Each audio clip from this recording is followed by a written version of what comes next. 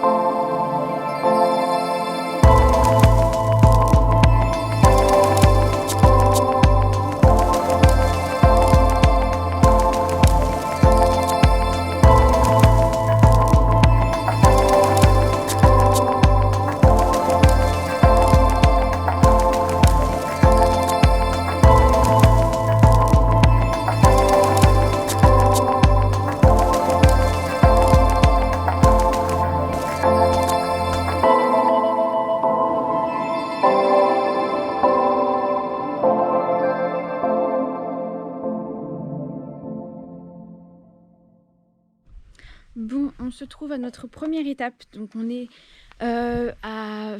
donc au sud de la Serra de São Mamede, à côté de la ville de Esperança, qui a l'air d'ailleurs très mignonne. Il y a une petite église, c'est très accueillant, c'est très mignon. C'est assez bien indiqué pour trouver les peintures rupestres. Je suis solo. Comme vous avez dû voir, alors bon, c'est tout écrit en portugais, mais en gros, ce sont des peintures rupestres qui sont restées à l'air libre. Donc effectivement, on voit plus très bien. On arrive quand même à déceler quelques petites peintures. Je vous montre juste ici, je ne sais pas si vous allez voir. Tout ce qui est en rouge en fait. Vous en avez du coup ici. Vous en avez ici. Également ici. Voilà, c'est principalement sur ce mur-là que vous en avez. Vous en avez également tout en haut ici. Tout ce qui est en rouge, en fait, ce sont des peintures rupestres. Donc ça date d'il y a 3000 ans. Donc c'est quand même déjà fou que ce soit resté. C'est à l'air libre, c'est gratuit. Donc évidemment que ça se détériore beaucoup plus rapidement que ce que l'on peut trouver par exemple à Lascaux, etc. Voilà, c'est pour ça qu'on voit pas très bien. Mais c'est quand même fou de se dire qu'il y a 3000 ans, il y avait des gens ici qui ont peint des choses. J'ai malheureusement pas la signification, c'est bien dommage. C'est vrai que j'aimerais en voir beaucoup plus, c'est normal, mais bon, c'est déjà quand même bien de pouvoir voir ça gratuitement en fait, c'est juste à côté. C'est hyper bien aménagé pour y aller. Donc vraiment, c'est top. Donc c'est la première étape. Je vais essayer un peu d'imprégner l'ambiance. C'est très aride, hein. C'est très Alentejo vibes, j'ai envie de vous dire. Ensuite, je vais me diriger vers le Pozo do Inferno, je crois. Et il y a une cascade qui est juste à côté qui a l'air vraiment topissime. Donc, du coup, je vous retrouve là-bas. Et moi, je vais profiter un petit peu de ces derniers petits moments historiques. Et voilà, à toutes.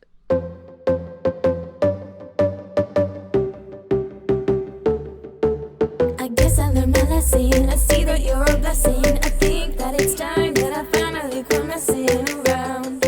You're like gold in a mine I found. Let's get out of here.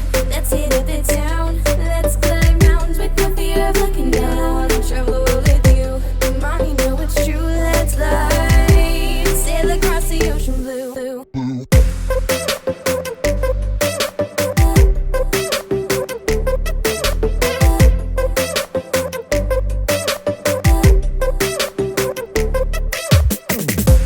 Focus on the present and not where the end is. Just follow where the wind blows and go where nobody knows.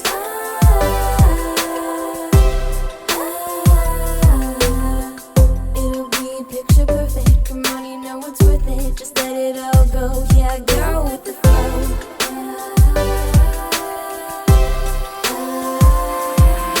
I guess I learned my lesson. I see that you're a blessing. I think that it's time that I finally quit messing around. You're like gold in a mine I found. Let's get out of here. Let's hit up the town. Let's climb mountains with no fear of looking down. Travel the world with you. Come on, you know it's true. Let's fly. Sail across the ocean blue.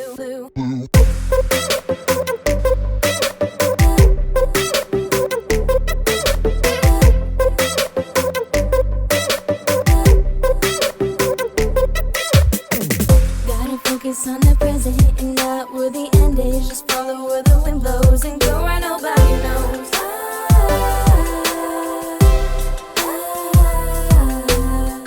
It'll be picture perfect. Come on, you know it's worth it. Just let it all go. Yeah, go with the flow.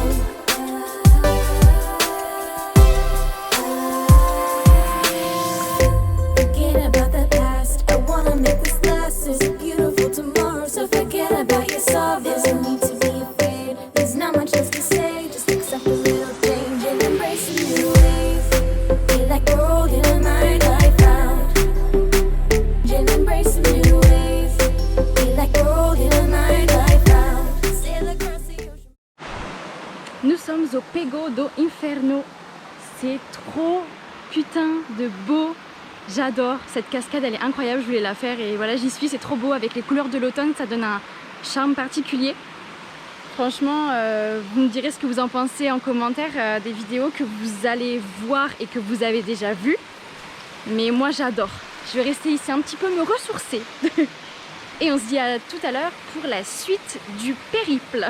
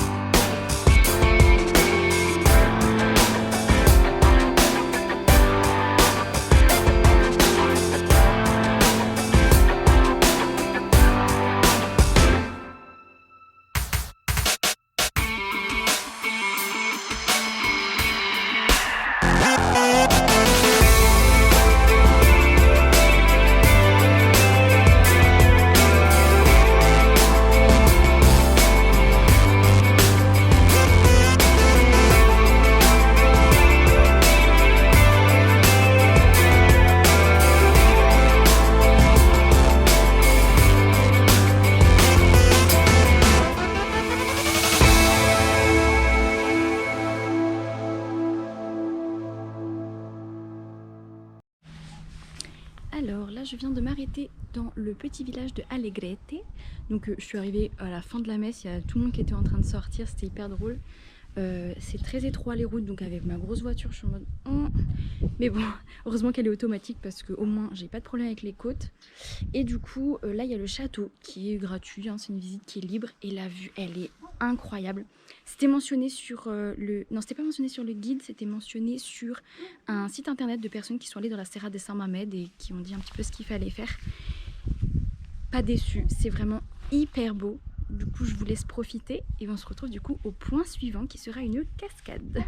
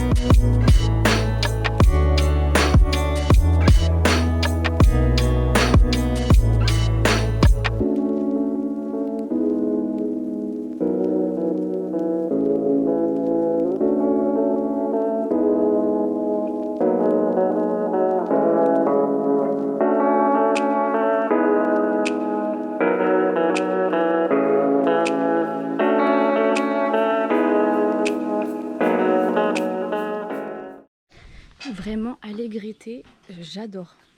C'est hyper bien aménagé, il y a plein d'infrastructures, c'est beau, c'est propre et en plus pour se garer juste à côté de la tour de l'horloge, il y a une énorme place et on peut se garer gratuitement.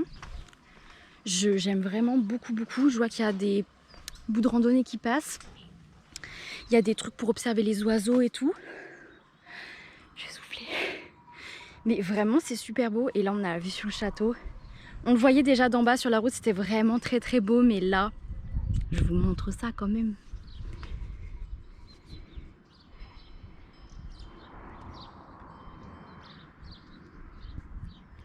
On voit bien la muraille, le rempart. Et on était tout là-haut tout à l'heure.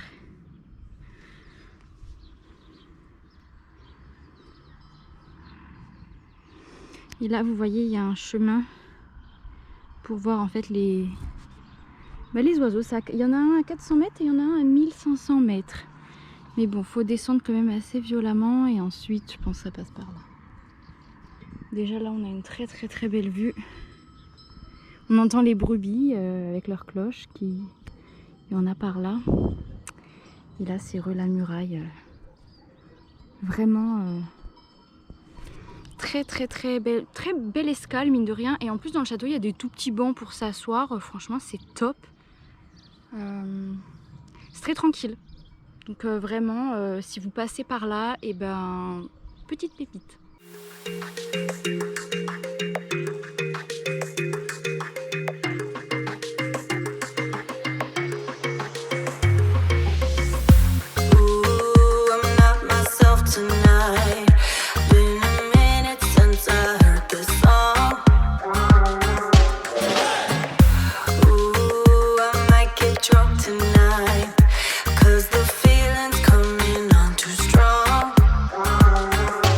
When your heart has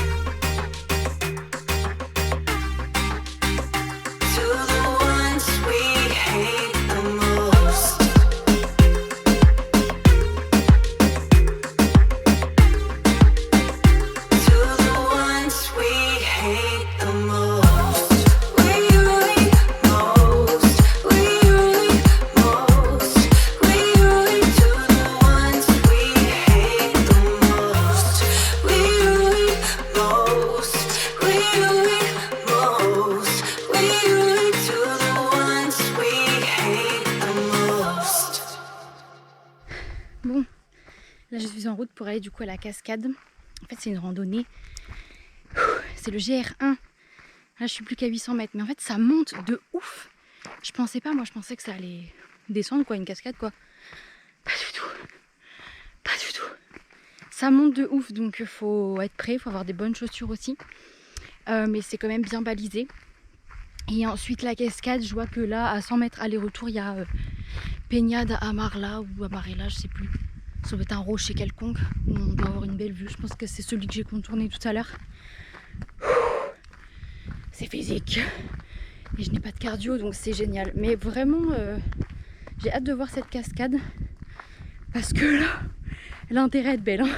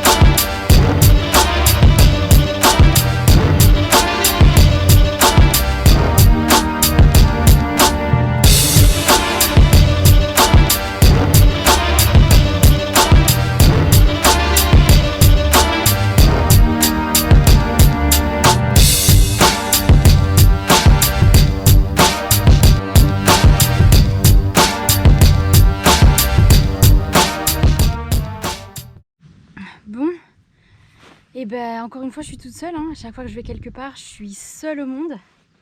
Là je me suis posée sur un petit rocher, ça fait du bien. Donc on est arrivé à la cascade da Cabrioeira,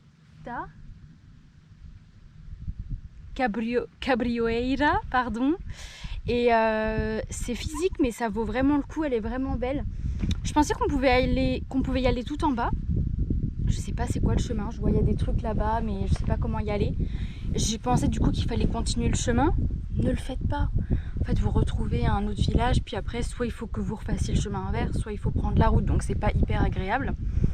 Mais c'est vraiment très très beau. En plus cette cascade elle est vraiment à la frontière de l'Espagne. Genre là-bas, bah, c'est l'Espagne.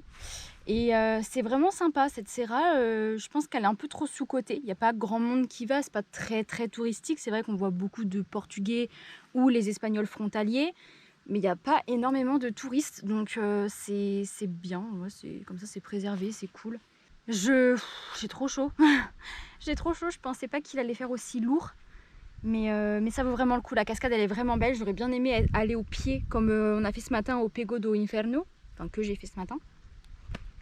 Et voilà, c'est vraiment très très sympa, du coup la prochaine étape normalement c'était la cascade de Saint-Julien. Hier, on est passé juste à côté quand je me suis embourbée là, dans des espèces de routes, voilà. Sauf que je n'ai pas vu d'autres panneaux. C'était pas aussi bien indiqué que celle-ci, donc je ne sais pas. Je vais quand même faire un petit détour, on verra bien. Et après, selon le temps, soit je vais visiter Marvão, soit je le ferai demain matin. Ils annoncent relativement bon, donc ça va. J'ai quand même de la chance avec la météo, ça annonçait vraiment pas comme ça, donc je suis contente. Et ensuite, je sais qu'il y a des points de vue aussi vers là où je vais héberger, où je vais dormir ce soir. Et puis après, il faudra juste que je trouve de quoi manger et puis je me poserai parce que l'hôtel a l'air quand même sympa, ce que j'ai pris. Et c'était 36 € la nuit. Donc là, ça va être 36 € la nuit, normalement, avec le petit déjeuner inclus. Donc c'est encore moins cher, c'est vraiment top. Donc je vous montrerai tout ça de toute façon quand je serai sur place. Là, je vais juste enjoy un petit peu, me reposer avant de repartir. Donc, c'était bien la Pedra Amarela qui est là-bas. C'est un géosite, en fait, c'est une grande pierre. Donc, pareil, on y passera. Et puis, ma foi, bah, je vous laisse profiter des images et on se retrouve après.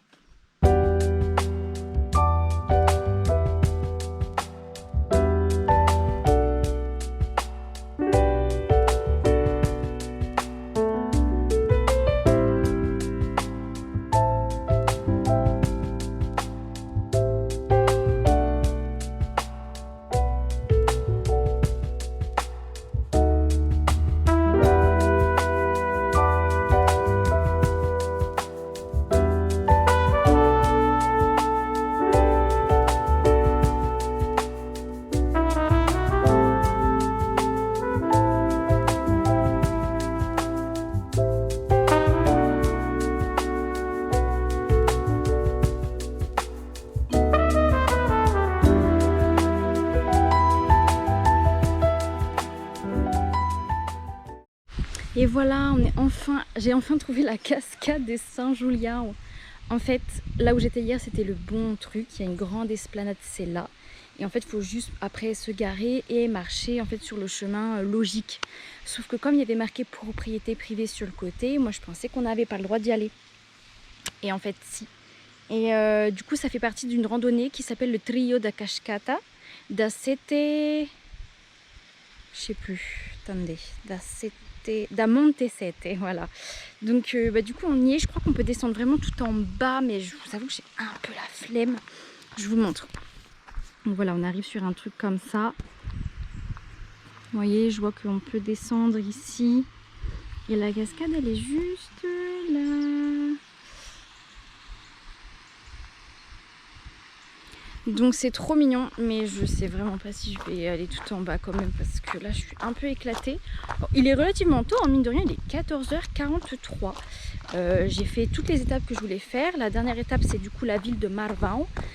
Comme ils annonçaient pas beau, je me suis dit je la ferai demain, mais écoutez, il fait, bon certes il fait gris, mais quoique il y a des petites onces de ciel bleu.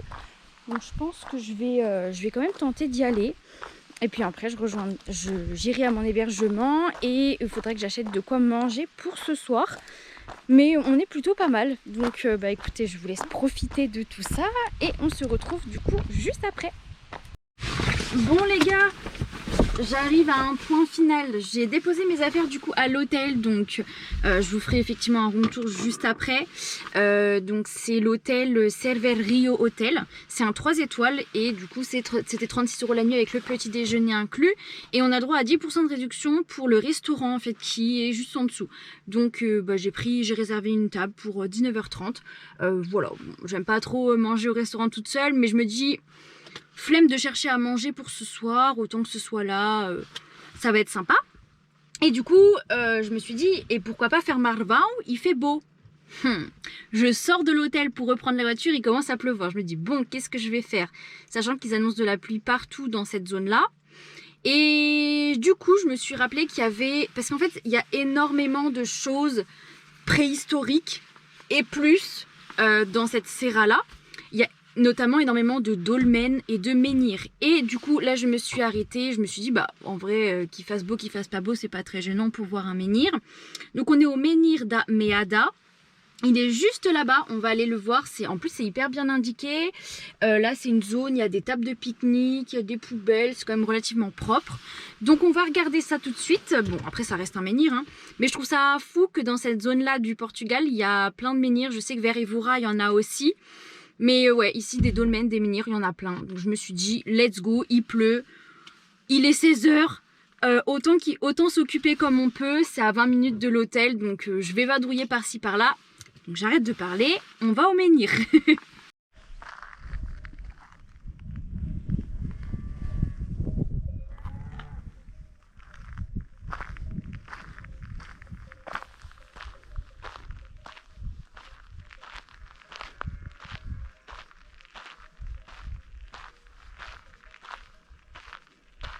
Putain, et comment il va ?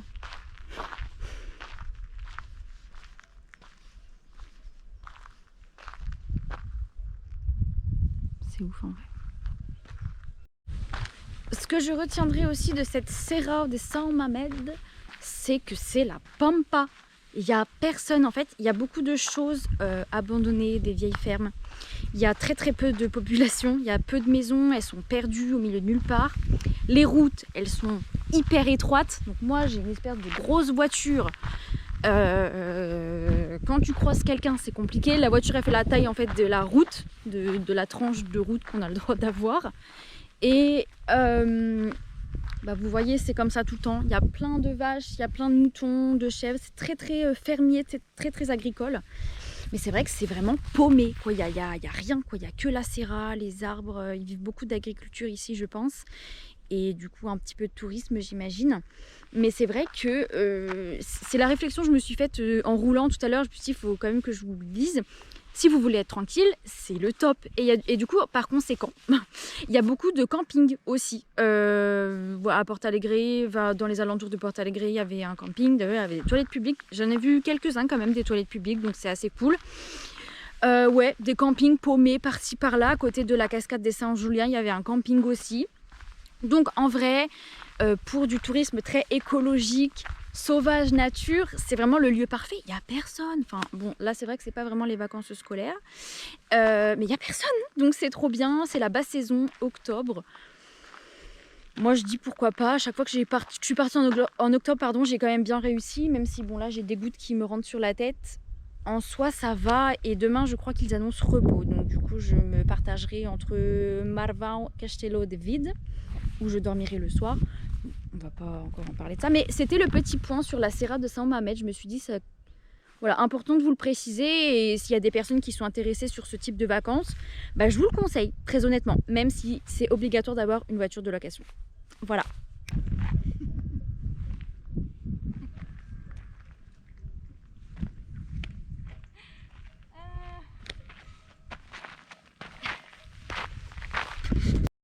Bon, je suis arrivée à la Anta da Melrica. Ça, cette fois, c'était un dolmen. Ici, sur le panneau là qu'on retrouve, c'est indiqué qu'il est classifié au monument nature... Enfin, merde, je sais même plus. Depuis 1910. Au monument quoi? Monument national. Bon, il y a un panneau qui est vieux, on voit plus rien. Il y a le truc qui dit que c'est là. Moi, je veux bien, mais il n'y a rien là. Et on peut pas rentrer. Voilà. Voilà, on peut pas rentrer. Donc, bah ça fait... Ah si, il est tout là-bas. Putain des condos merde. Ah ouais, il est tout là-bas et on peut plus y accéder, genre. C'est une blague. En fait, il est tout là-bas. Bon, je vais essayer de m'aventurer. Je suis deg. J'aurais trop aimé voir le dolmen de près. Mais là, c'est un champ qui a l'air d'être labouré sa mère. De l'autre côté, on pouvait pas passer parce que c'est une grande route. Et après, il y a une espèce d'habitation abandonnée. Vous allez pas me voir, tant pis. Et là, j'ai pu regarder comme quoi il y avait une deuxième route pour y aller. Et il y avait un panneau, effectivement. Mais on peut pas y accéder, en fait, à ce dolmen. Ah, j'ai peur à des brebis. Bon, bah c'est un échec. Ça me fait chier. Voilà, je vous le dis, je vous le dis, je vous le dis. En plus d'être trempé, il peut pas même pas voir le dolmen de près. C'était pour vous montrer aussi, bah, comme je vous disais tout à l'heure, qu'il y a vraiment beaucoup de dolmens et de menhirs ici. Ça date vraiment de l'époque préhistorique, même comme ce matin, les peintures rupestres et tout. Et du coup, j'avais vu sur le petit truc explicatif comme quoi ça représentait en gros des humains, des figures d'animaux, etc.